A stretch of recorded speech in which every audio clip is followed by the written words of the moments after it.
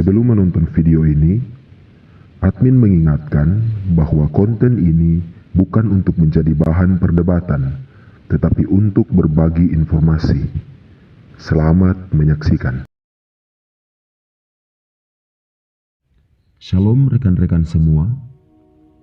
Pada video kali ini, admin akan membahas tentang 7 kemampuan ajaib malaikat yang tertulis dalam kitab suci, khususnya yang tertulis dalam 66 kitab yang secara umum diterima dan digunakan oleh umat Tuhan, atau yang biasa dikenal dengan Kejadian sampai Wahyu.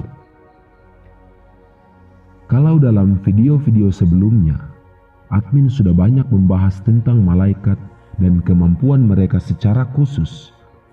Pada video kali ini, admin akan membahas tentang kemampuan mereka yang dituliskan dalam kitab suci secara umum. Sebagai makhluk surgawi, malaikat memiliki kemampuan yang terbilang luar biasa karena mereka mampu untuk melakukan banyak hal ajaib di luar nalar. Di antaranya adalah sebagai berikut. Yang pertama, malaikat memiliki kemampuan untuk mengendalikan binatang. Dari sekian banyaknya kemampuan yang dimiliki malaikat, kemampuan untuk mengendalikan binatang adalah salah satunya. Hal ini bisa kita baca dalam kitab suci, khususnya dalam kitab Nabi Daniel pasalnya yang ke-6, yang mengisahkan tentang peristiwa Nabi Daniel dimasukkan ke dalam gua singa pada masa pemerintahan Raja Darius.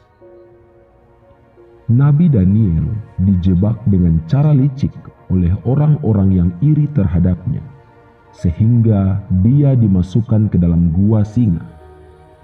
Namun, Tuhan mengirimkan seorang malaikat untuk menyelamatkan Nabi Daniel. Malaikat itu menutup mulut singa-singa itu, sehingga mereka tidak menyakiti Nabi Daniel, karena dalam pandangan Tuhan, Daniel memiliki ketulusan di dalam dirinya, dan dia tidak berdosa di hadapan Tuhan. Hal ini sesuai dengan apa yang tertulis dalam kitab Mazmur, pasalnya yang ke-34 ayat 8 sampai ayatnya yang ke-11. Demikian dikatakan, malaikat Yahweh bergema di sekeliling mereka yang takut akan Dia, dan Dia membebaskannya. Rasakanlah dan lihatlah bahwa Yahweh itu baik. Berbahagialah orang yang berlindung kepadanya. Takutlah kepada Yahweh, hai orang-orangnya yang kudus, karena tidak akan berkekurangan mereka yang takut akan Dia. Singa-singa muda kekurangan dan lapar, tetapi mereka yang mencari Yahweh tidak akan berkekurangan sesuatu pun yang baik. Selain itu juga, malaikat juga menolong Yakub dengan membuat domba yang dipelihara oleh Yakub beranak sesuai dengan upah yang akan diperoleh oleh Yakub. Karena Laban berusaha untuk terus mengubah upah Yakub bahkan sampai 10 kali. Hal ini dapat kita baca dalam kitab Kejadian pasalnya yang ke-31 ayatnya yang ke-7 sampai ayatnya yang ke-13. Kemudian kemampuan yang kedua, yaitu malaikat memiliki kemampuan untuk memasuki mimpi. Sebagai makhluk roh yang diciptakan oleh Tuhan dengan banyak kemampuan ajaib, malaikat juga memiliki kemampuan untuk memasuki mimpi. Namun sekalipun memiliki kemampuan untuk memasuki mimpi, mereka tidak semaunya masuk ke dalam mimpi seseorang, dan mereka hanya melakukannya atas seizin Tuhan. Dalam kitab suci juga menuliskan bagaimana malaikat memasuki mimpi. Hal ini dialami oleh Yusuf suami Maria. Hal ini juga dapat kita baca dalam kitab Matius pasalnya yang pertama ayatnya yang ke-20. Saat Yusuf suami Maria sementara mempertimbangkan untuk menceraikan Maria, malaikat Yahwe tampak kepadanya dalam mimpi, seraya berkata, "Yusuf anak Daud, jangan takut untuk menerima Maria istrimu, karena yang dikandung dalam dirinya adalah dari Roh Kudus." Selain itu juga dalam kitab Matius pasalnya yang kedua, ayatnya yang ke-13 dikatakan juga bahwa malaikat Yahwe menampakkan diri kepada Yusuf melalui mimpi untuk memerintahkan agar Yusuf membawa bayi Yesua dan ibunya untuk mengungsi ke Mesir dan tinggal di sana sampai malaikat itu kembali berfirman kepadanya, karena Raja Herodes bermaksud mencari bayi Yesua untuk membinasakan dia. Dan juga dalam Matius pasal yang kedua ayatnya yang ke-19, sesudah Herodes mati, malaikat Yahwe kembali menampakkan diri melalui mimpi kepada Yusuf di Mesir. Dari ketiga ayat di atas menunjukkan bukti bahwa malaikat dapat memasuki mimpi seseorang. Namun perlu diingat kembali bahwa mereka hanya masuk ke dalam mimpi seseorang ketika mereka diperintahkan oleh Tuhan sendiri. Kemudian yang ketiga, malaikat memiliki kemampuan untuk mengendalikan benda tanpa menyentuh. Sebagai makhluk surgawi dengan kemampuan ajaib, malaikat dapat mengendalikan benda tanpa menyentuhnya. Hal ini dapat kita baca dalam kitab Kisah Para Rasul, pasalnya yang ke-12, ayatnya yang ke-6 sampai ayatnya yang ke-11, yang mengisahkan tentang peristiwa Petrus dibebaskan dari penjara oleh malaikat Yahwe. Dikisahkan ketika Herodes akan segera membawa Petrus keluar, pada malam itu Petrus sedang tertidur di antara dua orang prajurit dengan diikat dua rantai. Para penjaga pun sedang berjaga-jaga di depan pintu penjara. Maka tampaklah malaikat Yahwe berdiri dan seberkas cahaya bersinar dalam ruangan itu. Dan sambil menepuk bahu Petrus, ia membangunkannya sambil berkata, "Bangunlah dengan cepat." Dan rantai-rantai itu jatuh terlepas dari kedua tangannya. Malaikat itu berkata pula kepadanya, "Ikatlah pinggangmu dan pakailah kasutmu." Maka dia berbuat demikian. Dia berkata lagi kepadanya, "Kenakanlah jubahmu dan ikutlah aku."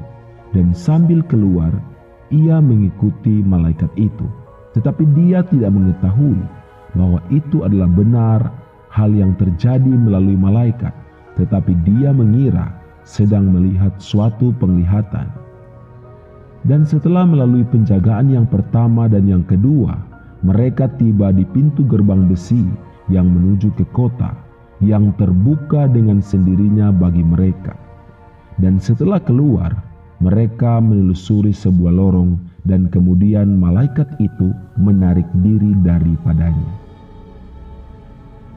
Dan kemudian Petrus berkata kepada dirinya sendiri, "Sekarang aku benar-benar mengetahui bahwa Yahwe telah mengutus malaikatnya, dan dia telah melepaskan aku dari tangan Herodes dan dari segala tuduhan bangsa Yahudi." Dari peristiwa ini menunjukkan kemampuan dari malaikat yang pertama saat melepaskan belenggu rantai yang membelenggu Rasul Petrus, dan yang kedua membuka pintu gerbang besi tanpa menyentuhnya. Kemudian kemampuan yang keempat, yaitu malaikat memiliki kemampuan untuk memanipulasi elemen. Sebagai makhluk roh yang diciptakan oleh Elohim dengan keajaiban yang luar biasa, malaikat memiliki kemampuan untuk memanipulasi elemen atau unsur. Yang pertama, hal ini dapat kita baca dalam kitab Keluaran, pasalnya yang ketiga ayatnya yang kedua, yang menceritakan peristiwa pengutusan Musa.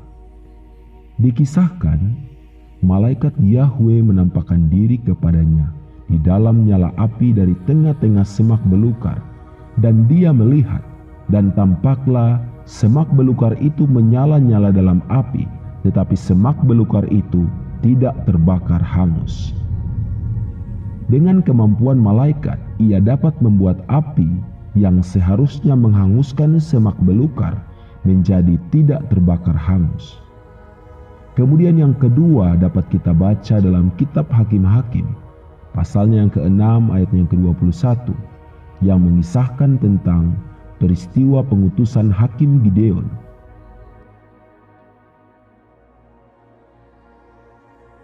Dikisahkan, malaikat Yahwe menampakkan diri kepadanya di tempat persembunyiannya.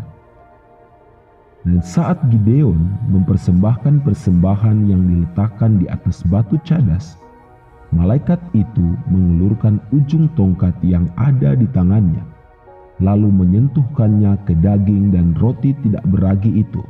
Maka keluarlah api dari batu cadas itu dan membakar daging serta roti tidak beragi itu. Dengan kemampuannya, malaikat itu dapat membuat api keluar dari batu cadas yang kemudian membakar daging serta roti tidak beragi yang dipersembahkan oleh Gideon. Kemudian yang ketiga dapat kita baca dalam kitab Mazmur pasal 35 ayatnya yang ke-5. Demikian dikatakan, biarlah mereka menjadi seperti sekam terhadap angin, dan malaikat Yahwe lah yang menghembuskannya. Atas seizin Tuhan, malaikat dapat menghembuskan angin untuk menghukum orang-orang yang melakukan kejahatan di hadapan Tuhan. Contohnya, dengan menghembuskan angin timur yang mendatangkan kemarau panjang dan kekeringan. Bahkan dikatakan angin timur menghancurkan menara Babel, dan beberapa peristiwa besar dalam kitab suci juga dikatakan terjadi oleh karena angin timur bertiup. Kemudian kemampuan yang kelima, yaitu malaikat memiliki kemampuan untuk memulihkan kekuatan. Diciptakan dengan kekuatan Tuhan sendiri, beberapa malaikat memiliki kemampuan untuk memulihkan kekuatan manusia.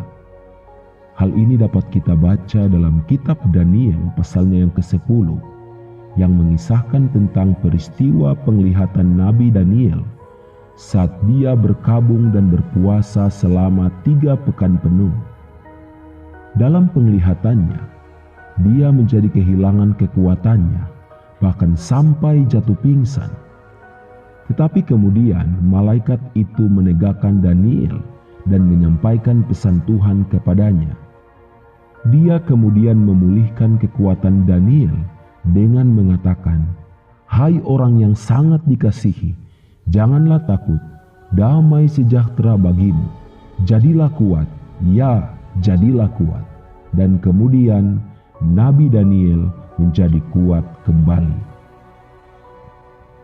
Kemudian kemampuan yang keenam, yaitu malaikat memiliki kemampuan untuk menyembuhkan. Beberapa malaikat memiliki kemampuan untuk menyembuhkan sakit penyakit. Dalam kitab suci, dapat kita baca dalam kitab Yohanes pasalnya yang ke-5, ayatnya yang ke-4, yang mengisahkan tentang penyembuhan di kolam Bethesda oleh malaikat Tuhan. Sebab dalam sesaat, seorang malaikat turun ke kolam itu dan mengguncangkan air itu. Lalu orang yang pertama kali masuk setelah guncangan air itu, ia menjadi sembuh apapun penyakit yang dideritanya. Dengan kemampuannya, malaikat dapat menyembuhkan setiap penyakit. Sekalipun beberapa malaikat memiliki kemampuan untuk menyembuhkan, namun mereka hanya bertindak menyembuhkan atas perintah dan seizin Tuhan saja. Kemudian kemampuan yang ketujuh, malaikat memiliki kemampuan untuk berperang. Merupakan suatu kemampuan yang diketahui oleh banyak orang. Dalam menghadapi cara kerja setan dan tipu muslihatnya di dunia, di alam roh sering terjadi peperangan antara malaikat Tuhan melawan Satan dan malaikat-malaikatnya. Beberapa malaikat memiliki kemampuan untuk berperang. Hal ini dapat kita baca dalam kitab suci, khususnya dalam kitab Wahyu pasalnya yang ke-12, yang mengisahkan tentang peristiwa pertempuran di surga antara malaikat di pihak Tuhan yang dipimpin oleh malaikat Mikhael melawan naga dan para malaikatnya. Selain itu, dalam setiap pertempuran yang dilakukan oleh bangsa Israel, selalu ada malaikat yang ikut berperang bersama mereka, dan tidak jarang malaikat-malaikat itu melakukan peperangan seorang diri ataupun membantu peperangan seorang abdi Elohim. Contohnya, saat kisah hidup Yosua, dia diberi petunjuk oleh Tuhan bagaimana caranya untuk berperang melawan musuh-musuhnya. Seperti kisah penaklukan kota Yeriko dan kota-kota yang lain. Bahkan di zaman pemerintahan Raja Hizkia, seorang malaikat diutus Tuhan untuk berperang membunuh 185.000 tentara Raja Asyur. Hal ini dapat kita baca dalam kitab 2 Raja-Raja, pasalnya yang ke-19, ayatnya yang ke-35.